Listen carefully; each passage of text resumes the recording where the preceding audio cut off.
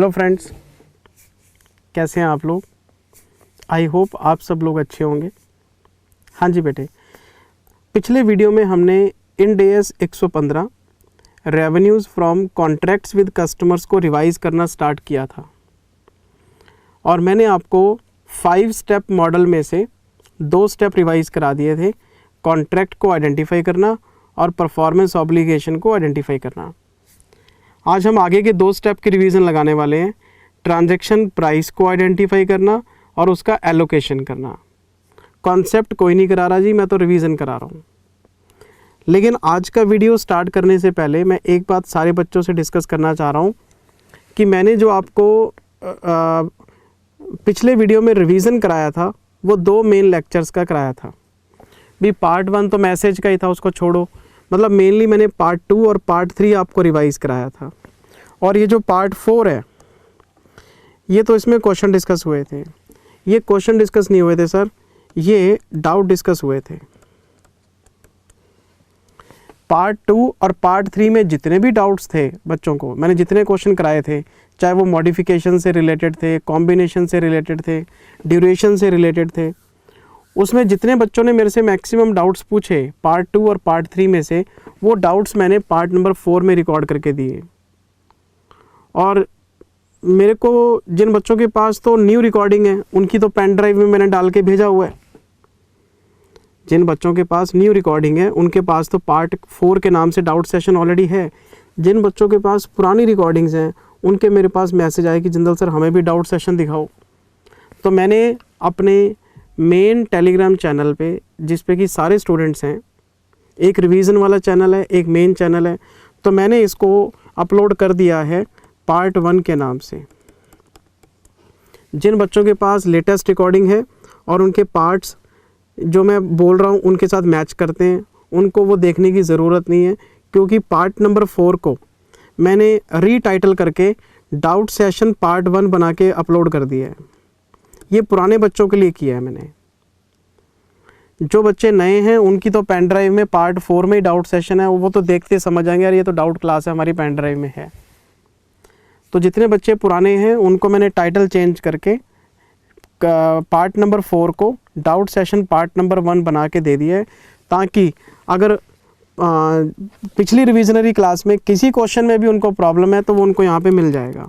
और मुझे पता है क्यूमुलेटिव कैचअप एडजस्टमेंट के क्वेश्चन में बच्चों को डाउट है,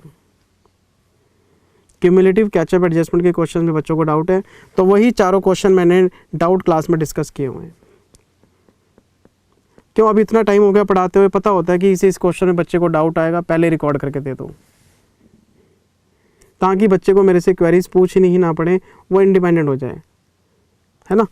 अच्छा जी, प्लीज़ आज का वीडियो मैं स्टार्ट करने जा रहा हूँ बेटे। यहाँ तक तो हो गया। आज मुझे आपको रिवाइज कराने हैं 5, 6, 7, 5, 6, 7। तो मैं शुरू कर रहा हूँ पार्ट नंबर 5 से, और मैं खड़ा हूँ 3rd स्टेप पे, और ये है ट्रांजैक्शन प्राइस को आइडेंटिफाई करना। 5 स्टेप मॉडल था, 5 स्टेप मॉडल में ये तीसरा स्टेप है। कॉन्ट्रैक्ट को आइडेंटिफाई करना, फिर परफॉर्मेंस ऑब्लिगेशन को आइडेंटिफाई करना। परफॉर्मेंस ऑब्लिगेशन क्या था? सेलर की तरफ से प्रॉमिस किए हुए गुड्स और सर्विसेज होते हैं जो हम कस्टमर को डिलीवर करने का प्रॉमिस करते हैं। और ट्रांजैक्शन प्राइस क्या होता है? सबको पता है सर, परफॉर्मेंस ऑब्लिगेशन के बदले में जो मिलेगा आपको वो ट्रांजैक्शन प्राइस है। हमने कस्टमर को प्रॉमिस किया कि हम आपको गुड्स और सर्विसेज, जो भी इनका आपस में कॉन्ट्रैक्ट हुआ है, हम आपको डिलीवर करेंगे। अगर सेलर की तरफ से गुड्स और सर्विसेज डिलीवर होंगी तो कस्टमर की तरफ से उसके कंसीडरेशन में अमाउंट पे की जाएगी, और वो जो भी हमें पे करेगा that is called transaction price. जो पैसा हम परफॉर्मेंस ऑब्लिगेशन को पूरा करने के लिए चार्ज करते हैं दैट इज़ ट्रांजैक्शन प्राइस। लेकिन इंड AS 115 ने एक बात बोली थी हमसे कि आप कस्टमर से जब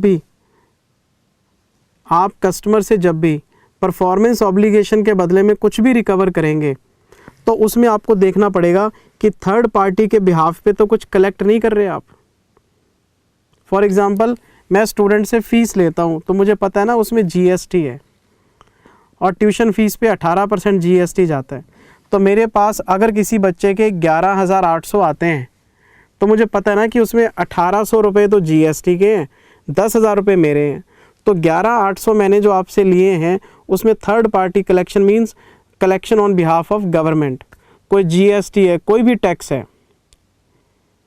तो वो थर्ड पार्टी कलेक्शन है, वो मेरे रेवेन्यू में या मेरे ट्रांजैक्शन प्राइस में काउंट नहीं होगा।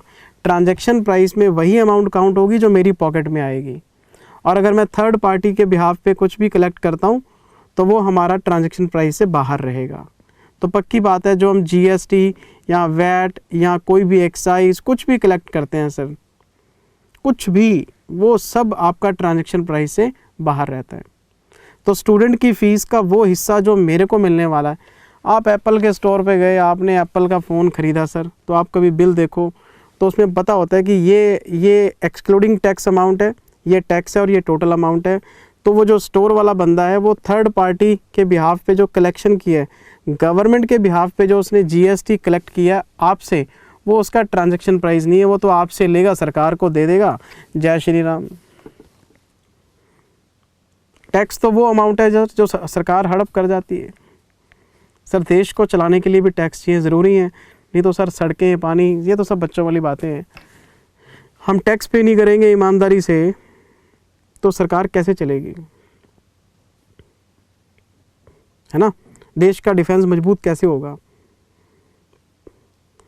टैक्स इवेजन करना और टैक्स प्लानिंग करना दो अलग अलग बातें हैं। टैक्स प्लानिंग हम कानून के दायरे में रह के करते हैं, सरकार खुद कहती है कि आप इन चीज़ों का इस्तेमाल करो, अपना टैक्स आप बचा सकते हैं। टैक्स इवेजन सर आप काम ही 2 नंबर का करते हैं, वो तो गलत बात है बिल्कुल। फिर देश कैसे चलेगा, तरक्की कैसे करेगा देश? तो मैं बात कर रहा हूँ ट्रांजैक्शन प्राइस के अंदर जो पैसा आपने कस्टमर के बिहाफ पे गवर्नमेंट के बिहाफ पे कलेक्ट किया है वो ट्रांजैक्शन प्राइस में इंक्लूड नहीं करेंगे। ये सारी बात हमने डिस्कस करी थी, ये सब यहाँ पे लिखा हुआ है।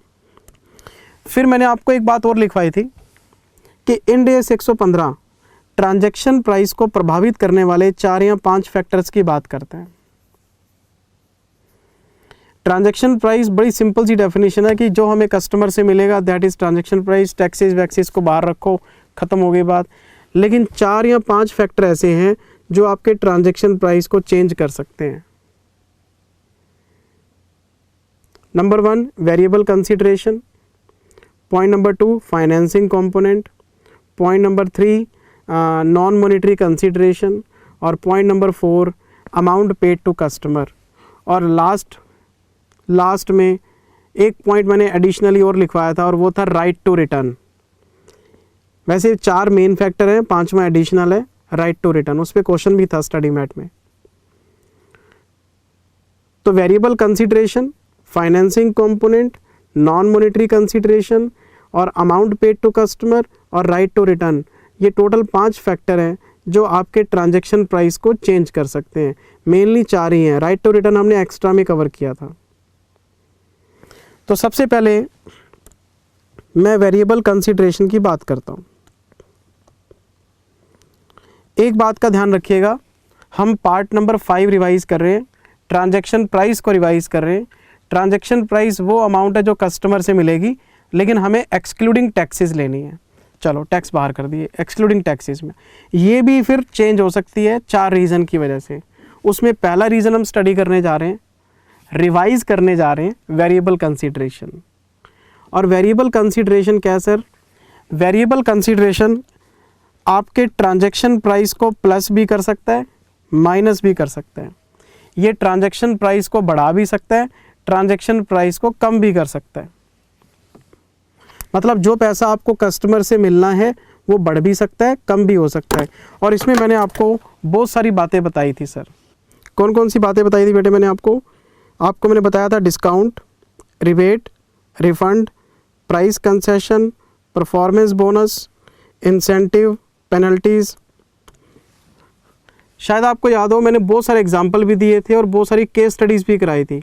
फॉर एग्ज़ाम्पल मैं बात कर रहा हूँ प्राइस कंसेशन की। हमने किसी कस्टमर को टारगेट दे दिया कि आप हमसे 6 महीने में अगर इतनी क्वांटिटी उठाएंगे, मान लो 10,000 यूनिट्स का टारगेट दे दिया, तो हम आपका जो प्राइस है वो 100 से 90 रिड्यूस कर देंगे। और जितना भी माल आपने पीछे हमसे उठाया होगा हम उसका प्राइस रेट्रोस्पेक्टिवली एडजस्ट करके आपको उसका बेनिफिट दे देंगे। प्राइस कंसेशन की बात कर रहा हूँ। अच्छा, हमने अपने कॉन्ट्रैक्टर को बोला कि अगर आप कंस्ट्रक्शन का काम विद इन 6 मंथ्स मतलब कंप्लीट कर लेंगे, टाइमली कंप्लीट कर देंगे, हम आपको इंसेंटिव देंगे। अगर आपका काम अप टू दी मार्क होगा, मतलब क्वालिटी चेक करेंगे, अगर उसकी क्वालिटी बहुत बढ़िया रहेगी, हम आपको क्वालिटी बोनस देंगे, परफॉर्मेंस बोनस देंगे। अगर आप डिले करेंगे, अगर आपका काम एक स्पेसिफाइड टाइम के बियॉन्ड जाएगा और आप डिले करेंगे तो डिले की पेनल्टी कटेगी। तो आप मुझे एक बात बताओ, प्राइस कंसेशन होगा तो ट्रांजैक्शन प्राइस कम हो जाएगा, डिस्काउंट्स होंगे प्राइस कम हो जाएगा, अगर हमें इंसेंटिव मिलेगा प्राइस बढ़ेगा, हमें परफॉर्मेंस बोनस मिलेगा प्राइस बढ़ेगा, पेनल्टी कटेगी प्राइस कम हो जाएगा। तो ये आपके ट्रांजैक्शन प्राइस को चीज़ें इफ़ेक्ट करती हैं। और मैंने वेरिएबल कंसीडरेशन को एडजस्ट करने के लिए 2 तरीके बताए थे कि इंड AS 115 कहता है कि 2 तरीके हैं आपके पास 2 तरीके हैं वेरिएबल कंसीडरेशन को एडजस्ट करने के। 2 तरीके हैं। पहला तरीका क्या था? एक्सपेक्टेड वैल्यू मेथड, और दूसरा कौन सा था? Most likely amount. सबसे पहले था एक्सपेक्टेड वैल्यू। इसमें हम क्या करते हैं? रेंज बना लेते हैं। अगर आपके पास प्रोबेबिलिटी की रेंज है, नहीं समझे बात, अगर आपको लगे कि 10% चांस है कि ये आपसे डिस्काउंट अवेल करेगा, क्योंकि आपने स्लैब बना रखे हैं, 2000 क्वांटिटी पे ये डिस्काउंट है, 5000 क्वांटिटी पे ये डिस्काउंट है, 10,000 क्वांटिटी पे ये डिस्काउंट है। जैसे जैसे क्वांटिटी बढ़ती जा रही है, डिस्काउंट बढ़ता जा रहा है, तो आपने प्रोबेबिलिटी चेक करी कि कितने % चांस है कि ये आपसे 2000 यूनिट्स खरीदेगा, कितने % चांस है ये आपसे 5000 यूनिट्स खरीदेगा, कितने % चांस है ये आपसे 10,000 यूनिट्स खरीदेगा। तो अगर आपके पास रेंज है, आपके पास प्रोबेबिलिटी की एक रेंज है, तो हम क्या करते हैं, उस रेंज में जो प्रोबेबिलिटी फैक्टर होते हैं उसको अप्लाई करते हैं और उसका जो आउटकम आता है उसको हम वेरिएबल कंसीडरेशन मान के ट्रांजैक्शन प्राइस में एडजस्ट कर लेते हैं। या तो वो प्लस होगा या माइनस होगा, उसकी नेचर के हिसाब से। अगर हमें पैसे मिलने वाले हैं तो प्लस कर लेंगे, अगर कटने वाले हैं तो माइनस कर लेंगे। तो जो भी वेरिएबल कंसीडरेशन का जो आइटम है, हम उसकी रेंज चेक करते हैं और प्रोबेबिलिटी फैक्टर दे रखे होंगे, रेंज आपको दे रखी होगी, अप्लाई करके अमाउंट निकालनी है, उसको प्लस माइनस करना है ट्रांजैक्शन प्राइस में। और दूसरा होता है मोस्ट लाइकली। मोस्ट लाइकली में 2 ही केस बनते हैं, येस और नो, रेंज वेंज नहीं होती। या तो आपको परफॉर्मेंस बोनस मिलेगा या नहीं मिलेगा। तो ये आप चांस चेक कर लेते हो कि कितने % चांस है कि आपके काम की क्वालिटी अप्रूव हो जाएगी। अगर आपको लगता है मोर देन 50% चांसेस हैं कि आपके काम की क्वालिटी अप्रूव हो जाएगी, इसका मतलब येस की फेवर में आप बोनस को ऐड कर लो, ट्रांजैक्शन प्राइस बढ़ा लो। अगर आपको लगता है आप टाइमली काम पूरा कर लेंगे तो इंसेंटिव मिलेगा, कितने % चांस है कि आपको इंसेंटिव मिलेगा। तो पास्ट ट्रैक हम देख लेते हैं कि पास्ट में कभी डिले किया नहीं हमने। अगर आपको लगता है येस तो ऐड कर लो, आपको लगता है नो तो आप हटा दो। तो मोस्ट लाइकली में रेंज नहीं होती हमारे पास, येस और नो ये 2 आंसर होते हैं। तो उसके अकॉर्डिंग हम प्लस माइनस कर लेते हैं। और इस पूरी चीज़ को समझाने के लिए हमने क्लास में ये देखो 23, 24, 25, 42 और 26 ये क्वेश्चंस किए हुए हैं हमने। और ये 2 क्वेश्चन पे इंपॉर्टेंट मार्क लगा हुआ है। एक तो क्वेश्चन नंबर 26 पे, ये आपको रिवाइज करना चाहिए अगर क्लास में इंपॉर्टेंट लिखा हुआ है तो। एक हमारे पास है 25th क्वेश्चन, इस पे इंपॉर्टेंट मार्क किया हुआ है। तो वेरिएबल कंसीडरेशन में ये सारी चीज़ें आपको प्लस माइनस करनी पड़ती हैं, चाहे वो डिस्काउंट है, रिबेट है, प्राइस कंसेशन है, रिफंड है, आपका परफॉर्मेंस बोनस है, आपका इंसेंटिव है, कुछ पेनल्टीज़ हैं, कुछ भी है, वो ट्रांजैक्शन प्राइस में प्लस माइनस होता है सर। रेंज दे रखी है तो आप लगा दो उस पर एक्सपेक्टेड वैल्यू मेथड। रेंज नहीं दे रखी, सिर्फ आपको चांस दे रखा है, तो वो आप लगा दो मोस्ट लाइकली, यस और नो की फॉर्म में, या तो होगा या नहीं होगा। रेंज का कोई सवाल ही नहीं पैदा होता। तो जैसी इंफॉर्मेशन होगी वैसे डंडा हम चला देते हैं।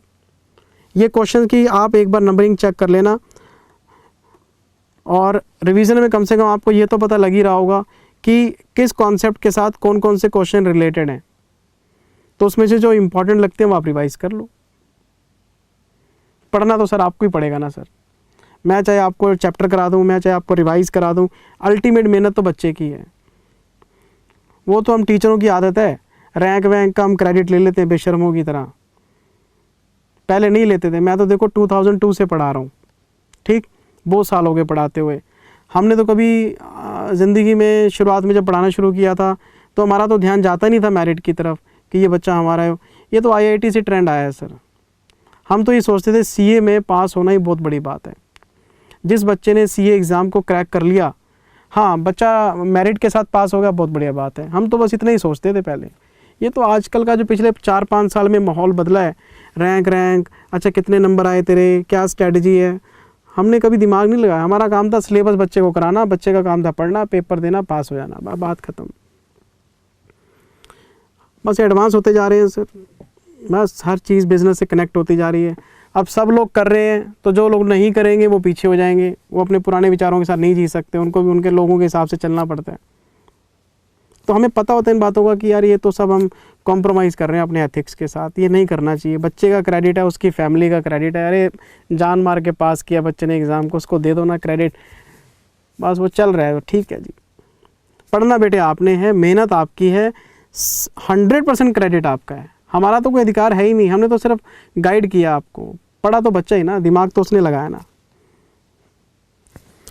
अच्छा जी, फिर हम केस 2 में आ गए। फाइनेंसिंग कंपोनेंट, ट्रांजैक्शन प्राइस को वेरिएबल कंसीडरेशन के बाद अगर इफेक्ट करने वाला दूसरा फैक्टर है तो वो है फाइनेंसिंग कंपोनेंट। वो कैसे? मान लो एक्स लिमिटेड ने वाई लिमिटेड को गुड्स बेचे, गुड्स सोल्ड। बेचे कब है? बेचे हैं 1/4/2022 को। और कलेक्शन कब आएगा? Y limited will make payment on 1/4। X limited ने वाई लिमिटेड को गुड्स बेचे, लेकिन वाई कंपनी कहती है जी पैसा 1 साल बाद देंगे, आफ्टर 1 ईयर। तो मुझे एक बात बताओ, अगर एक्स लिमिटेड ने एक एंट्री पास की है वाई डेबिट टू सेल, तो यहाँ पे इंड AS 115 कहता है ये जो सेल का जो अमाउंट है ना आपका, जो आप लिख रहे हो, ये करेक्ट नहीं है ना। अगर कोई पैसा आपको 1 साल बाद दे रहा है तो इसका मतलब जो आपने उसको गुड्स बेचे हैं और उसका जो ट्रांजैक्शन प्राइस है उसमें फाइनेंसिंग कंपोनेंट भी है, उसमें ब्याज भी है। तो आपको जो सेल है पहले इसको डिस्काउंट करना चाहिए और इसकी जो प्रेजेंट वैल्यू आएगी उसको आपको सेल मानना चाहिए, और उस पर आपको ब्याज ड्यू करके, मतलब कलेक्शन जब इससे आएगा ना तो इस कलेक्शन के 2 हिस्से आपको दिखाने पड़ेंगे कि जी एक अमाउंट तो सेल का है और एक ब्याज का है। ये कोई कानून नहीं है, ये इंड AS 115 का फेयर वैल्यू प्रेजेंटेशन है, टाइम वैल्यू ऑफ मनी है कि मैं उसको गुड्स बेच रहा हूँ आज, पैसे दे रहा वो 1 साल बाद, तो 1 साल बाद जो पैसा आएगा उसमें इंटरेस्ट भी फाइंड आउट करो आप। लेकिन मैंने आपको इसमें 115 की कुछ बातें बताई थी कि आपको फाइनेंसिंग कंपोनेंट हर जगह नहीं घुसाना। आपको मैंने 3 बातें बताई थी। पॉइंट नंबर 1, सबसे पहले ये चेक करना होता आपने कि आपने गुड्स बेचे कब और उसका कलेक्शन कब आएगा। अगर गुड्स बेचने में और उसके कलेक्शन में 12 महीने से ज़्यादा का गैप है, मोर देन 12 मंथ्स, अगर तो पैसा विदिन 1 ईयर आ जाएगा, 1 साल के अंदर अंदर, विदिन 12 मंथ्स, फाइनेंसिंग कंपोनेंट मत ढूंढो। अगर पैसा 1 साल के बाद आएगा तो आपको फाइनेंसिंग कंपोनेंट ढूंढना पड़ेगा। पॉइंट नंबर 2, फिर मैंने आपको ये बताया था कि इंड AS 115 ये बात कहता है कि चलो पैसा 12 महीने के बाद आएगा, तो अब आप ये चेक करो कि आपका ट्रांजैक्शन प्राइस कितना है और आपका कैश सेलिंग प्राइस कितना है। अगर आपके पास कोई कैश लेके आ जाए तो आप उसको कितने में बेचते हो, और आप इस बंदे को उधार बेच रहे हो तो आप क्या चार्ज कर रहे हो, और इन दोनों के बीच का जो डिफरेंस होगा वो आपका इंटरेस्ट फैक्टर होगा। क्योंकि सेलर भी बेवकूफ़ नहीं है, एक बंदा कैश लेके खड़ा है उसको भी 10,000 में दे रहे हैं, एक बंदा 1 साल बाद पेमेंट देगा उसको भी हम 10,000 में दे रहे हैं, ऐसा तो हो नहीं सकता। दोनों का प्राइस सेम, तो भाई आप हायर परचेज पढ़ के आए हो सीए इंटर में, गाड़ी कैश में खरीदने जाओगे तो अलग रेट होता है, गाड़ी की किस्तें बनवा के लाओगे और पेमेंट धीरे धीरे करोगे तो अलग रेट है, उसमें ब्याज देना पड़ेगा आपको। तो प्रैक्टिकल लाइफ में जब हम सप्लायर से टाइम मांगते हैं तो वो अपना रेट बढ़ा लेता है, तो आपको ट्रांजैक्शन प्राइस और इन दोनों के बीच का डिफरेंस देखना पड़ेगा। और हमने क्लास में क्वेश्चन किया था जिसमें 48,40,000 तो ट्रांजैक्शन प्राइस था और 40 लाख रुपए इसका सेलिंग प्राइस था। तो हमने पता किया था कि 8-40 का डिफरेंस आ रहा है, पक्की बात है ये इंटरेस्ट है। और आपको ये भी पता है कि इसमें अगर हम चेक करें तो 10% का IRR बनता है। क्या बनता है? 10% का IRR बनता है। पहली एंट्री हम 40 लाख पे पास करेंगे, customer account debit to sale. फिर हम क्या करेंगे, 10% के हिसाब से पहले साल का ब्याज ड्यू करेंगे, क्योंकि उसमें 2 साल के बाद पेमेंट आ रही थी, आफ्टर 2 ईयर्स। तो 40 लाख का 10% 4 lakh, customer to interest 4 lakh 44 हो गया, 44 पे फिर 10% ब्याज ड्यू किया था, 4/40 का 48/40 कलेक्शन हो गया था। तो 8/40 हमने ब्याज इस तरह से निकाला था। तो इंड AS 115 ने 3 बातें बताई थी। पॉइंट नंबर 1, कलेक्शन 12 महीने के बाद आ रहा है तो आपको फाइनेंसिंग कंपोनेंट ढूंढना चाहिए। पॉइंट नंबर 2, आपको ट्रांजैक्शन प्राइस और कैश सेलिंग प्राइस के बीच का डिफरेंस देखना चाहिए। पॉइंट नंबर 3, जो डिस्काउंटिंग है वैसे तो मार्केट रेट पे आपको प्रेफर करनी चाहिए, और अगर मार्केट रेट ना दे रखा हो तो IRR निकालना चाहिए। आप IRR प्रेफर कर सकते हैं। जैसे मैंने जो एग्जांपल आपको समझाया ये 10% IRR वाला था। और जिस क्वेश्चन में आपको मार्केट रेट दे रखा होगा, मार्केट रेट वाले क्वेश्चन में आपको ये दोनों चीज़ें कंपेयर करने की ज़रूरत नहीं है। बस आपको ये देखना है कि पैसा कब आएगा, मार्केट रेट पे PV फैक्टर निकालो, प्रेजेंट वैल्यू निकाल के रेवेन्यू बुक कर लो और उस पर ब्याज। ये सारी चीज़ें पता है आपको सर। जब आपको ट्रांजैक्शन प्राइस और कैश सेलिंग प्राइस दोनों दे रखे होंगे तो रेट मिसिंग होगा, IRR निकाल के वर्किंग बना लेंगे हम।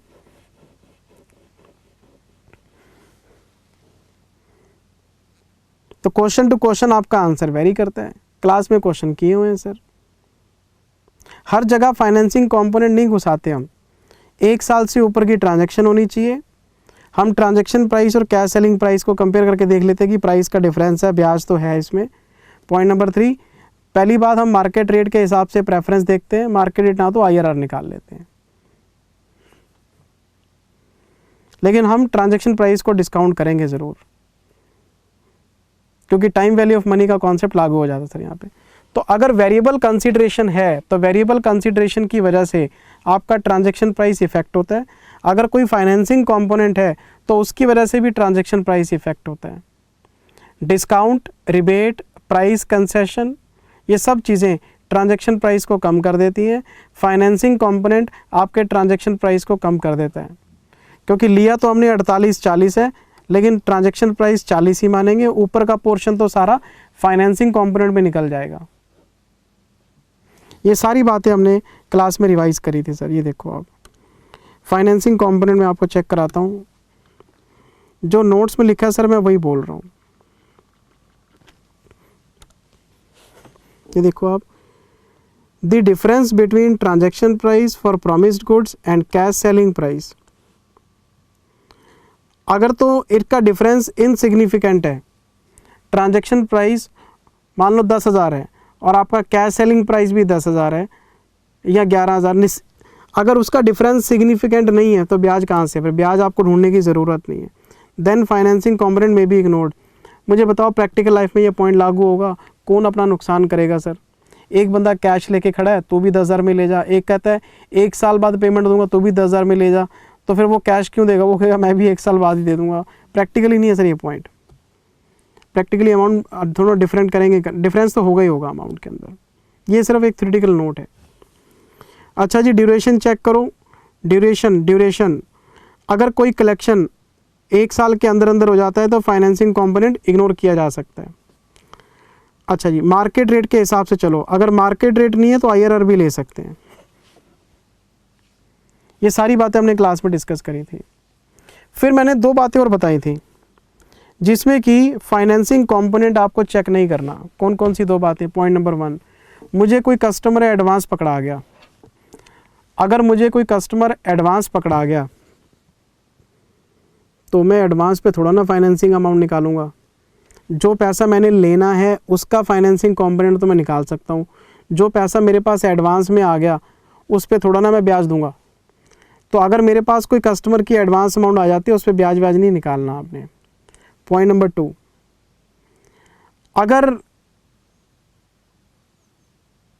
पैसा कस्टमर रोक लेता है सिर्फ सेफ्टी पर्पस के लिए, नहीं समझे, मान लो मैंने कॉन्ट्रैक्टर से काम कराना है कंस्ट्रक्शन का, उसका मेरे पास बिल आता है, जितना काम वो कर देता है उसकी बिलिंग कर देता है, मैं क्या करता हूँ उसका 10% अमाउंट रोक लेता हूँ, रिटेंशन मनी 90% बिल क्लियर कर देता हूँ। तो जो रिटेंशन मनी मैंने रोकी है 10%, वो इसलिए रोकी है कि अगर ये काम छोड़ के भाग गया तो मैं किसको ढूंढता फिरूंगा, इसके पैसे मेरे पास रहने चाहिए कुछ ना कुछ, तभी काम करेगा ये। तो रिटेंशन मनी एक कस्टमरी प्रैक्टिस है, उसमें फाइनेंसिंग कंपोनेंट ढूंढने की, मतलब अगर कस्टमर हमारा पैसा रोकता है मतलब सेफ्टी के लिए, जैसे रिटेंशन मनी इसका एग्जांपल मैं आपको दे रहा हूँ, तो ये कोई फाइनेंसिंग कंपोनेंट की कैटेगरी में नहीं आता। जब हमारी डील ही उधार की होती है ना तब फाइनेंसिंग कंपोनेंट आता है, इसमें उधार वाली डील की कोई बात ही नहीं है, उसने जो पैसा रोका है वो काम कंटिन्यूएशन करने के लिए रोका हुआ है, ये इसमें नोट लिखा हुआ है सर, और कुछ नहीं। फिर मैंने इस बात पे 1 2 3 4 5 6 7 8 9 सिर्फ 9 क्वेश्चन भैया 9 क्वेश्चन किए क्लास में फाइनेंसिंग कंपोनेंट के ऊपर। किसके ऊपर? फाइनेंसिंग कंपोनेंट के ऊपर 9 क्वेश्चन किए हुए हैं। और अगर 9 क्वेश्चन करने के बाद भी बच्चे को डाउट रह जाता है सर, तो जय श्री राम बोलना चाहिए। एक आधे क्वेश्चन में डाउट हो सकता है कि इसमें इन्होंने वर्किंग कैसे की, बच्चा बोले जी कॉन्सेप्ट ही नहीं समझ में आया, तो ये गलत बात है, प्रैक्टिस बहुत की हुई है, सब क्वेश्चन पढ़े हुए हैं हमने, और सब छोटे छोटे एग्जाम्पल हैं, सब केस स्टडीज हैं छोटे छोटे। तीसरा आ गया non cash consideration. Transaction price को हिट करने वाला तीसरा वेरिएबल है non cash consideration. X limited, Y limited, इन्होंने गुड्स बेचे और इन्होंने शेयर इशू कर दिए। मतलब एक्स कंपनी ने वाई कंपनी को अपने गुड्स बेचे और वाई कंपनी ने उसके बदले में कैश नहीं दिया, शेयर इशू कर दिए। इसको हम बोलते हैं नॉन कैश कंसिडरेशन। मैं तो अपनी सर्विस दे रहा हूँ, मैं अपने गुड्स दे रहा हूँ, सामने वाले ने मुझे शेयर थमा दिए, एसेट के बदले में एसेट आ गई, नॉन कैश कंसिडरेशन। तो जो ट्रांजैक्शन प्राइस है उसको कैलकुलेट करने में दिक्कत आएगी। क्यों? इसमें जा रहे हैं गुड्स और आ रहा है इसमें नॉन कैश कंसिडरेशन, तो इसमें दिक्कत ये आएगी कि ये जो गुड्स हम बेच रहे हैं इसका ट्रांजैक्शन प्राइस कैसे आइडेंटिफाई होगा, कैसे होगा।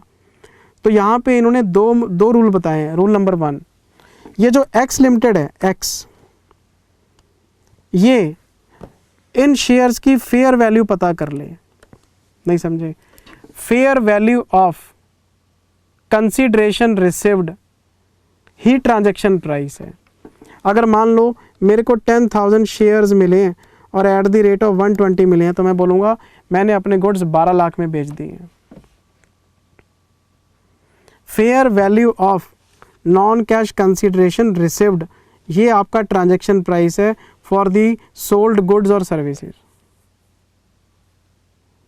और अगर आपको रिसीव्ड कंसिडरेशन की फेयर वैल्यू का एस्टिमेशन ना हो, आप बोलो जी हमें नहीं पता ये कितने के हैं, आने वाली सर्विस हमें नहीं पता कितने की है, तो फिर आप इसकी फेयर वैल्यू को ट्रांजैक्शन प्राइस मान सकते हैं। मतलब गिवन अप गुड्स को, गिवन अप सर्विसेज को। तो जितने में आप बाकी कस्टमर्स को बेचते हैं वही इसका ट्रांजैक्शन प्राइस है जो आपने नॉर्मली प्राइस रखा हुआ है। तो नॉन कैश कंसिडरेशन में मतलब एक्सचेंज फॉर गुड्स में, एक्सचेंज फॉर सर्विसेज में आने वाला जो कंसिडरेशन है उसकी फेयर वैल्यू को प्रेफर करना है। शायद आपको याद हो हमने एक क्वेश्चन किया था क्लास में जिसमें एक मोबाइल कंपनी एक इलेक्ट्रिसिटी कंपनी के साथ गुड्स और सर्विसेज का एक्सचेंज करती है। इलेक्ट्रिसिटी कंपनी ने अपने इलेक्ट्रिसिटी के यूनिट्स दिए थे फ्री में और उन्होंने टॉक टाइम फ्री में दिया था। तो दोनों ने क्या किया था, जिसके पास इलेक्ट्रिसिटी आ रही है तो वो इलेक्ट्रिसिटी के यूनिट्स लेगा, यूनिट्स का रेट लेगा, और उसकी फेयर वैल्यू को ट्रांजैक्शन प्राइस मान लेगा कि कितने यूनिट्स हमारे पास फ्री में आए। और जो जिसके पास टॉक टाइम आ रहा है तो उसने टॉक टाइम की फेयर वैल्यू निकाल ली थी। तो जो इलेक्ट्रिसिटी दे रहा है वो इलेक्ट्रिसिटी का रेट नहीं देखेगा, वो टॉक टाइम की फेयर वैल्यू लेगा। और जो टॉक टाइम दे रहा है वो टॉक टाइम नहीं देखेगा, वो आने वाली इलेक्ट्रिसिटी। कराया तो था क्वेश्चन आपको कि दोनों अपनी अपने कंसिडरेशन रिसिव्ड को देखेंगे और दोनों उसकी फेयर वैल्यू पे अपना ट्रांजैक्शन प्राइस रिकॉर्ड कर लेंगे। तो ये चीज़ मैंने इसमें अगर आपको चेक कराऊं तो ये देखो आप, fair value of received consideration will be taken as revenue on the date of exchange of the consideration. ठीक है, और in the absence of fair value of received consideration we can consider fair value of given goods और services. और एक और बात बताई थी कि एक बार अगर आपका रेवेन्यू रिकॉर्ड हो गया, एक बार आपने रेवेन्यू रिकॉर्ड कर लिया इसका, तो उसका सब्सीक्वेंट आपको चेंजेस नहीं करने। मान लो शेयर ले लिया आपने, जिस दिन एक्सचेंज हुआ शेयर 120 का है, बाद में वो शेयर 140 का हो गया, तो रेवेन्यू चेंज नहीं होगा।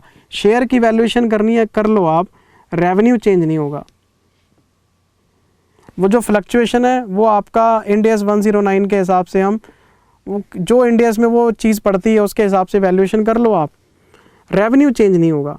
क्योंकि आपने एंट्री पास करनी है ना, investment in shares account debit to revenue, तो रेवेन्यू तो उस दिन का लॉक हो गया सर, इन्वेस्टमेंट भी आपने लॉक कर दी। अब इन्वेस्टमेंट की वैल्यूएशन आप 109 के हिसाब से करते रहो, रेवेन्यू पे उसका कोई इफेक्ट नहीं आएगा। रेवेन्यू आपका एक बार रिकॉर्ड हो गया तो हो गया।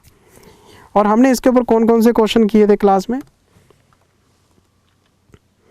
लो जी, इस पे भी हमने क्वेश्चन किए हुए हैं 1, 2, 3, 4 और एक 5। और 45वां क्वेश्चन आपका इंपॉर्टेंट है, अगर टिक मार्क किया हुआ है तो आपको देखना चाहिए। वेरिएबल कंसीडरेशन, आपका फाइनेंसिंग कंपोनेंट, आपका नॉन कैश कंसीडरेशन, ये सब ट्रांजैक्शन प्राइस को हिट करते हैं सर। और फिर चौथा मैंने आपको बताया था कंसीडरेशन पेबल टू कस्टमर। अगर आप कस्टमर को कोई कंसीडरेशन पे करते हैं तो ट्रांजैक्शन प्राइस कम हो जाएगा। और क्लास में बड़ा मुद्दा उठाया था हमने कि कस्टमर से तो पैसे लेते हैं, देते थोड़ा ना है, देते हैं आजकल coupon coupon coupon coupon coupon. नहीं समझे? आप जाओ CK के शोरूम पे, वो आपको बोलेंगे 10,000 की शॉपिंग पे आपको 1500 का कूपन मिलेगा, आप उसको रिडीम करा लो। और जब आप उसको रिडीम कराओगे तो 8,500 की बिलिंग हो जाएगी। तो वो क्या चीज़ है सर? आपने कोई चॉकलेट खरीदी, चॉकलेट के अंदर से 5 रुपये का पेटीएम का कोई वाउचर निकल आया, चॉकलेट 50 रुपये की है, 5 रुपये पेटीएम का वाउचर आ गया, तो कंपनी का रेवेन्यू तो 45 रुपये रह गया, क्योंकि कस्टमर तो कूपन रिडीम कराएगा ही कराएगा। तो अगर हम कितने भी कूपन देते हैं, कोई मतलब उनको स्कीम चला के देते हैं, तो वो एक तरह से पेमेंट टू कस्टमर ही होती है और वो ट्रांजैक्शन प्राइस को रिड्यूस कर देता है सर। ये देखो, आप कोई वाउचर दे दिया आपने, कोई कूपन दे दिया, तो ये should be reduced from transaction price है। और इस पे भी हमने 2 क्वेश्चन किए हुए हैं 44, 41।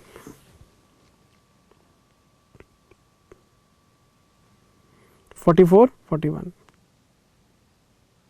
सब क्लास में किया हुआ है सर।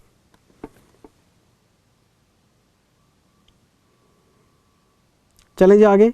तो ये हमारा वीडियो नंबर 5 इस पे ख़त्म हो गया था। 3 घंटे की क्लास थी और 3 घंटे में सिर्फ एक ही स्टेप हमने डिस्कस किया था और वो था ट्रांजैक्शन प्राइस का। क्या मैंने आपको रिवाइज कराया? ट्रांजैक्शन प्राइस वो प्राइस है जो हम कस्टमर से लेते हैं, जो गवर्नमेंट के बिहाफ पे हम पेमेंट लेते हैं उसको बाहर रखो। हम एक्सक्लूडिंग टैक्सेस की बात कर रहे हैं। एक्सक्लूडिंग टैक्सेस के बाद भी फिर हमें देखना पड़ेगा कि डिस्काउंट, प्राइस कंसेशन, इंसेंटिव कुछ है क्या, कुछ पेनल्टीज़ वगैरह हैं क्या। अगर रेंज बनती है तो रेंज के हिसाब से अमाउंट निकाल लो, यस नो बनता है तो यस नो के हिसाब से अमाउंट निकाल लो, ट्रांजैक्शन प्राइस में प्लस माइनस कर लो। अगर कोई फाइनेंसिंग कॉम्पोनेंट उसको भी बाहर करो। अगर कोई नॉन कैश कंसीडरेशन है तो आने वाले कंसीडरेशन की फेयर वैल्यू चेक करो। और अगर आप कस्टमर को कोई कूपन वाउचर देते हैं, ट्रांजैक्शन प्राइस में से काट लो। अच्छा जी सर, फिर हमने शुरू किया था पार्ट नंबर 6। पार्ट नंबर 6 में हमने 5वें केस की बात की। और इसको हमने नाम दिया था एक्सेप्शनल केस का। ये हमारा 5वां केस है, sale with right to return. 4 चीज़ें तो पढ़ ली हमने, variable, financing, non cash consideration और पेमेंट टू कस्टमर। ये 5वां कॉन्सेप्ट था sale with right to return. ये क्या पॉइंट था, एक्स लिमिटेड ने वाई लिमिटेड को गुड्स बेचे, गुड्स सोल्ड 10,000 यूनिट्स हैं at the rate of 120, 12 lakh रुपए के। लेकिन एक्स ने वाई को एक पावर दे दी सर, एक राइट दे दिया। क्या राइट दे दिया इसको कि वाई विद इन 30 डेज इन गुड्स को रिटर्न कर सकता है और जितना पैसा इसने दिया वापस लेके जा सकता है। फिर बच्चे को मैंने बताया था कि अगर गुड्स डैमेज हैं, स्पॉइल्ड हैं, वो तो रिटर्न बनता ही है, वो तो रिप्लेसमेंट हो जाता है। अगर हमने 10,000 यूनिट्स दिए, कोई 50 यूनिट ख़राब निकल गए, वो चेंज करवा लेगा? नहीं। स्पॉइलेज में या वेस्टेज में या कोई आपका गुड्स ख़राब निकलते हैं, नहीं नहीं नहीं नहीं नहीं नहीं, वो बात नहीं। हमने वाई को अनकंडीशनल राइट दे दिया। मतलब वाई से अगर गुड्स नहीं बिके, हम वाई को ये एश्योरेंस दे रहे हैं कि अगर तू ये माल नहीं आगे बेच पाया तो हमें वापस कर दियो, पैसे दे जा, गुड्स ले जा, और 30 दिन के अंदर तेरे को राइट है, अगर वापस करना चाहे वापस कर दियो, पैसे ले जाइयो अपने। ये अप्रूवल बेसिस वाला कॉन्सेप्ट नहीं है, कंसाइनमेंट बेस। वो पैसे दे गया, पैसा आ गया आपकी जेब में, हम उसको एक एश्योरेंस दे रहे हैं कि जो माल तेरे को दे रहे हैं ना वो आगे बिक जाएगा, टेंशन मत ले। नहीं बिकेगा तो तू वापस कर जियो, पैसे ले जाइयो अपने। Right to return. तो मैंने आपको भी बताया था कि आपको एस्टिमेट करना पड़ेगा कि इन 10,000 यूनिट्स में से कितना माल आपको लगता है वापस आ जाएगा। तो उसके लिए आपका अपना जजमेंट काम करेगा, आपका पास्ट जो आपका एस्टिमेशन है वो काम करेगा। जब इन्होंने पास्ट में चेक किया तो पता लगा जी 50% माल वापस आ जाता है इस तरह के राइट में। तो आपने 10,000 यूनिट्स का पैसा ले तो लिया, लेकिन आपको 5,000 यूनिट्स का पैसा वापस करना पड़ेगा। तो मैंने आपको बोला था कि आप एंट्री पास करो, बैंक अकाउंट डेबिट 12 लाख, लेकिन हम सेल बुक करेंगे 6 लाख, और बाकी का जो 6 लाख है उसे हम रिफंड लाइबिलिटी बुक करेंगे 6 लाख रुपए की। हमें पता है ये पैसा वापस करना है, ट्रैक के हिसाब से 50% गुड्स वापस हो जाते हैं। अगर मान लो वापस नहीं हुए तो refund liability debit to revenue बाद में डाल देंगे हम सेल में। और मैंने एक बात और बताई थी कि जब सेल आप आधी बुक कर रहे हो तो P&L में खर्चा भी आधा बुक करना चाहिए। अगर आपने 10,000 यूनिट्स उसको दिए हैं और उसमें से आपने आधी लाइबिलिटी बुक कर दी है, तो जो कॉस्ट ऑफ सेल आप बुक करेंगे, प्रॉफिट एंड लॉस में जो खर्चा बुक करेंगे वो भी आधे यूनिट्स का करेंगे। तो मैंने आपको एंट्री बताई थी कि स्टडी मेट में बोला हुआ है P&L डेबिट और एसेट डेबिट और टू कॉस्ट ऑफ सेल। तो कॉस्ट ऑफ सेल में 10,000 यूनिट्स ज़रूर हैं, लेकिन 5,000 यूनिट्स की आपको एक एसेट जनरेट करनी पड़ेगी, और इसको हमने एक नाम दिया था रिटर्नेबल इन्वेंट्री। तो इस एसेट के जगह पे हमने डेबिट किया था रिटर्नेबल इन्वेंट्री डेबिट 5,000 यूनिट्स, और 5,000 यूनिट्स का खर्चे में डाल दिया था। मतलब मैचिंग कॉन्सेप्ट के हिसाब से अगर आपने सेल 5,000 यूनिट्स की बुक की है तो खर्चा भी 5,000 यूनिट्स का ही आएगा, और जो आपने रिफंड लाइबिलिटी बुक की है उसके अगेंस्ट आपको रिटर्नेबल इन्वेंट्री डेबिट करनी पड़ेगी। अच्छा, अगर गुड्स वापस नहीं आए तो कोई बात नहीं, ये जो रिटर्नेबल इन्वेंट्री है उसको उठा के P&L में मारेंगे हम। P&L account debit to returnable inventory, cost of sale में बुक हो जाएगा फिर ये जाके, और इसको उठा के रेवेन्यू में मारेंगे जाके। इतनी सी बात है। ये राइट टू रिटर्न, इसका हमने क्वेश्चन भी किया हुआ है क्लास में, क्योंकि स्टडी मैट में था। ये देखो आप, cash debit to revenue to refund liability, ये वो एक्सपेक्टेड अमाउंट है जो वापस करनी है आपने। ठीक है जी। फिर दूसरा स्टेप देखो आप, ये देखो दूसरा step, returnable inventory debit P&L debit to cost of sale. Question number 27 कराया था इस पे मैंने आपको, क्वेश्चन करा दिया, समझा दिया पूरा डिटेल में, फिर बच्चे ने डाउट भेजने, सर ये नहीं आया। ऐसे थोड़ा ना होता है, सारी बात क्लास में डिस्कस की हुई है हमने। फिर हम चलते चलते ट्रांजैक्शन प्राइस के बाद स्टेप नंबर 4 पे आ गए। और ये था allocation of transaction price over the performance obligation. सबसे पहले हमने ये चेक किया कि परफॉर्मेंस ऑब्लिगेशन क्या है। तो ये आपके प्रॉमिस किए हुए गुड्स और सर्विस हैं। ट्रांजैक्शन प्राइस क्या है, उसके बदले में जो मिलेगा वो ट्रांजैक्शन प्राइस है। तो फिर एलोकेट करने वाली क्या बात है, पता ही है कि ये गुड्स दे रहे हैं, उसके बदले में पैसा आ रहा है। तो इंडिया 115 कहता है कि अगर आपने एक ही तरह के गुड्स दिए हैं, मान लो आपने टीवी बेचे हैं, तो जो पैसा मिलेगा वो टीवीज़ का है, पता ही है। एलोकेट करने वाली क्या बात है। दिक्कत ये आती है जब आपके एक से ज़्यादा परफॉर्मेंस ऑब्लिगेशन होते हैं। कस्टमर ने आपसे 50 टीवी खरीदे, 10 कैमरे खरीदे, 15 मोबाइल फ़ोन खरीदे, तो वो आपसे कई तरह के गुड्स खरीद के ले गया और उसका आपने बिल बनाया और उसमें जो ट्रांजैक्शन प्राइस है वो सबका कंबाइंड है।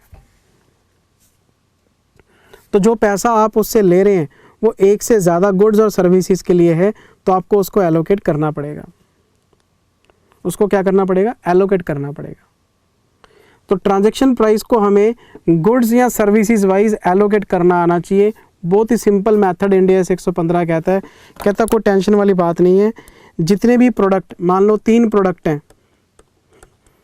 तो इनका एसएसपी चेक कर लो आप, स्टैंड अलोन सेलिंग प्राइस तीनों का। तो जो आपका ट्रांजैक्शन प्राइस है वो आप इन तीनों पे एलोकेट कर दो एसएसपी रेशो में। तो तीनों प्रोडक्ट्स का जो एसएसपी रेशो है वो रेशो बना लो और ट्रांजैक्शन प्राइस को एलोकेट कर दो। मान लो 10-10 हज़ार रुपये के 3 एसएसपी हैं और ट्रांजैक्शन प्राइस आपका है 24 हज़ार रुपये का। इसका मतलब 6 हज़ार रुपये आपने डिस्काउंट दिया है, 30 बनता है, 24 ले लिया आपने, तो 6 हज़ार का डिस्काउंट बनता है। डिस्काउंट छोड़ो, इस 24 हज़ार पे फोकस करो, तो इसको रेशो में बांट दो 1:1, 8-8 हज़ार रुपये तीनों पे एलोकेट कर दो। ये एलोकेशन ऑफ ट्रांजैक्शन प्राइस है। अब इसमें कुछ प्रॉब्लम्स भी आ सकती हैं। प्रॉब्लम्स क्या हैं ये देखो, product 1, product 2, product 3, SSP not available. मुझे नहीं पता जी कितना है। इसका एसएसपी है 10,000, इसका एसएसपी है 10,000, इसका पता नहीं, और जो आपका ट्रांजैक्शन प्राइस है ये 24,000 का है। ऐसा प्रैक्टिकली तो होता नहीं। केस स्टडीज़ में इंडिया 115 ने बहुत सारे एजम्पशन ले रखे हैं कि ऐसा हो जाए तो क्या करोगे। आपने एक से ज़्यादा गुड्स और सर्विसेज डिलीवर किए हैं और उसमें से एक का एसएसपी मिसिंग है, आपको पता ही नहीं, तो फिर आपको एसएसपी की रेशो बनाने में दिक्कत आ जाएगी। तो इसके हिस्से में कितना ट्रांजैक्शन प्राइस एलोकेट करेंगे, इसके लिए इन्होंने 3 तरीके बताए हैं। इसके 3 तरीके हैं। Method number 1, market assessment approach. कहते हैं मार्केट में जाओ और पता करो कि प्रोडक्ट 3 क्या कोई दूसरा एंटरप्राइज मार्केट में डिलीवर कर रहा है क्या, और अगर कर रहा है तो देखो किस प्राइस पे कर रहा है। जिस प्राइस पे वो डिलीवर कर रहा है वो प्राइस यहाँ पे लिख लो और रेशो बना लो। दूसरा तरीका, आप ऐसा करो, अगर आपको लगे कि कोई दूसरी कंपनी इस तरह की सर्विस नहीं दे रही या फाइंड आउट नहीं कर पा रहे आप, तो कहते हैं दूसरा तरीका ये है कि आप अपनी कॉस्ट लिखो। कॉस्ट तो सबको ही पता होती है ना कि कितने पैसे खर्च हुए हैं, उसमें एक रीज़नेबल सा प्रॉफिट ऐड कर लो। एक रीज़नेबल सा प्रॉफिट ऐड करके इसका एसएसपी बना लो और तीनों की रेशो बना लो। एक और तरीका बताया है और वो है ऑब्जर्वेबल इनपुट का। आप ऑब्जर्व करो। कैसे ऑब्जर्व करो, कहते हैं आप ऑब्जर्व करो, इन दोनों का जो एसएसपी है, मान लो इसमें से मैंने 20,000 माइनस कर दिए, बाकी कितना बचा 4,000, ये इसका मान लो। पहला तीसरे वाले का मार्केट में पता कर लो, दूसरा कॉस्ट में रीजनेबल प्रॉफिट ऐड कर लो, और तीसरा जो एसएसपी आपके पास अवेलेबल हैं वो माइनस करके तीसरे का बैलेंसिंग फिगर निकाल लो। इसको बोलते हैं ऑब्जर्वेबल इनपुट। ये देखो 3 तरीके इन्होंने बताए हमें, मैं आपको तीनों तरीके चेक करा देता हूँ।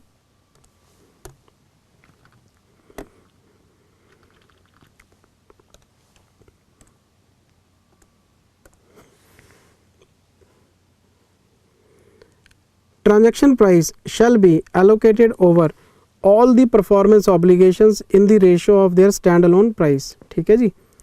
In case SSP of any performance obligation is not available, then it will be find out by any of the following method.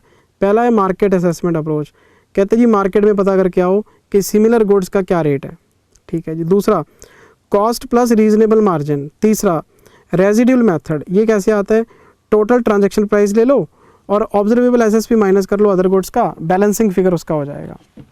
और ये क्वेश्चन नंबर 48 हमने किया हुआ है सर, 48 में यही समझाया हुआ है। अच्छा जी, कौन सा मेथड लगाना है, इन्फॉर्मेशन आपके पास सबकी डिफरेंट होगी, इसकी इन्फॉर्मेशन अलग है, इसकी अलग है, इसकी अलग है, लेकिन पेपर में क्वेश्चन इसका आएगा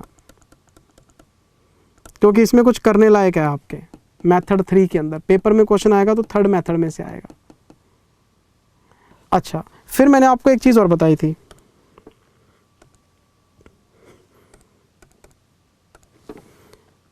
प्रोडक्ट 1, प्रोडक्ट 2, प्रोडक्ट 3, मान लो तीनों ही 10-10 हज़ार रुपये के एसएसपी हैं, ठीक है जी। ये एसएसपी है, ये भी एसएसपी है, ये भी एसएसपी है, और क्वेश्चन में ट्रांजैक्शन प्राइस दे रखा है 24,000 का। एसएसपी की रेशो में 8,000 एलोकेट हो जाने चाहिए, लेकिन क्वेश्चन में लिखा हुआ है कि जो प्रोडक्ट 1 है इसका जो एसएसपी है 10,000 है, but no discount is offered, no discount is offered. इस वाले प्रोडक्ट पे कोई डिस्काउंट ऑफर होता ही नहीं है, ये इनका प्राइम सेगमेंट है, इस पे डिस्काउंट देते ही नहीं है। अगर इस पे डिस्काउंट देते ही नहीं है तो इसका प्राइस 10,000 रुपये, 10,000 ही रहेगा। इसका मतलब ये हुआ कि आपका टोटल 30,000 है, ले रहे हो आप 24, 6,000 रुपये आपका डिस्काउंट है, तो ये डिस्काउंट इस पर एलोकेट नहीं किया जा सकता। तो फिर क्या तरीका है, हम 24 लेंगे, 24 में से 10 माइनस करेंगे प्रोडक्ट 1 का, बाकी का रहेगा 14, इस 14 को दोनों पे बांटेंगे 7-7 हज़ार। मतलब जो भी डिस्काउंट है 6,000 रुपये का वो इन दोनों पे एलोकेट किया जाएगा, इस पे डिस्काउंट नहीं आएगा। तो आपको देखना पड़ेगा कि जो आप एसएसपी की रेशो बना रहे हैं उसमें कोई ऐसा प्रोडक्ट तो नहीं है जिस पे डिस्काउंट ऑफर ही नहीं होता। तो जिस पे डिस्काउंट ऑफर नहीं होता सर, उसमें आपने एसएसपी की रेशो में भी डिस्काउंट नहीं लेना। ये सारी बातें हमने क्लास में डिस्कस की हुई हैं, और इस पे मैंने 3 क्वेश्चन आपको कराए थे, 49, 50 एंड 51, ये क्लास में डिस्कस हुए थे। कॉन्ट्रैक्ट को आइडेंटिफाई करो, परफॉर्मेंस ऑब्लिगेशन को आइडेंटिफाई करो, ट्रांजैक्शन प्राइस को आइडेंटिफाई करो, फिर उसको एलोकेट करो। एलोकेट करने में इतने सारे कॉन्सेप्ट पढ़ो, फिर क्वेश्चन की प्रैक्टिस करो, फिर पेपर दे के आओ, फिर एग्ज़ाम क्रैक करो, फिर सीए बनो, सीए बनने के बाद सक्सेसफुल बनो, सक्सेसफुल बनने के बाद दुनियादारी के लिए फैमिली शुरू करो, फैमिली शुरू करने के बाद घिस घिस के जियो, सैक्रिफाइसेस करो, खुश रहो, यही जीवन है, और अंत में मोक्ष की प्राप्ति करो। यही जीवन का सार है सर, है ना। अच्छा अच्छा अच्छा, पहले हम बच्चे थे, हमारे माँ बाप ने हमें पाला, फिर हमारे बच्चे होंगे जी, हम उनको पालेंगे, और यही सर सिस्टम है, यही दुनिया ऐसी चलती है सर। लेकिन आपके पास अभी जो टाइम है टिल दी एज ऑफ 40, आपके पास वो गोल्डन पीरियड आपका। आपके पास जो एनर्जी है, जो आपके पास सोचने की जो आपके पास आर्ट है, जो आपके पास ग्रोथ करने के लिए टाइम है, जो आप आगे बढ़ सकते हैं लाइफ में, आप जो क्रिएटिविटी कर सकते हैं टिल दी एज ऑफ 40, ये 15 साल, मैं मानता हूँ 25 से लेके 40 तक के बीच में जो 15 साल हैं, ये आपका गोल्डन पीरियड है। जो फ़ायदा उठा गया वो राजा बन गया, और जो रह गया सर वो रह गया। ये 15 साल आप ये डिसाइड करेंगे कि आप 40 के बाद की ज़िंदगी कैसे जिएंगे, आपके बच्चे आपकी रिस्पेक्ट करेंगे कि नहीं करेंगे। तो 40 तक काम, और 40 के बाद आराम ही आराम। मैं तो सर अपने जो लाइफ का थोड़ा बहुत एक्सपीरियंस मेरे पास है वो शेयर करता रहता हूँ। ज़रूरी नहीं कि सारे बच्चे एग्री करें इसके साथ, मैं तो बातें कर रहा हूँ सिर्फ आपके साथ। अगर कोई बच्चा मेरी बातों से सहमत नहीं है, जय श्री राम, कोई बात नहीं, नाराज़गी थोड़ा ना कोई, आ जाओ। इसके बाद में करते करते कि पार्ट नंबर 7 पे आ गया सर,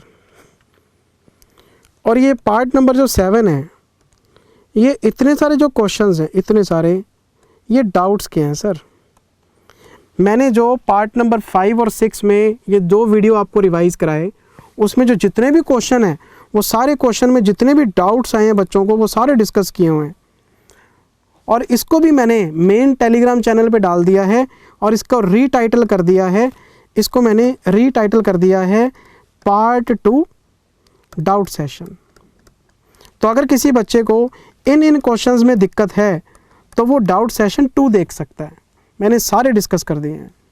आपको इंडेस 115 पे मेरे से पूछने की ज़रूरत ही नहीं है, आप देख सकते हैं इस चीज़ को। ठीक है जी, ये मैंने आपको आगे के 3 पार्ट और रिवाइज करा दिए हैं, बाकी हम कल की वीडियो में रिवाइज करेंगे। Thank you very much, take care, bye bye.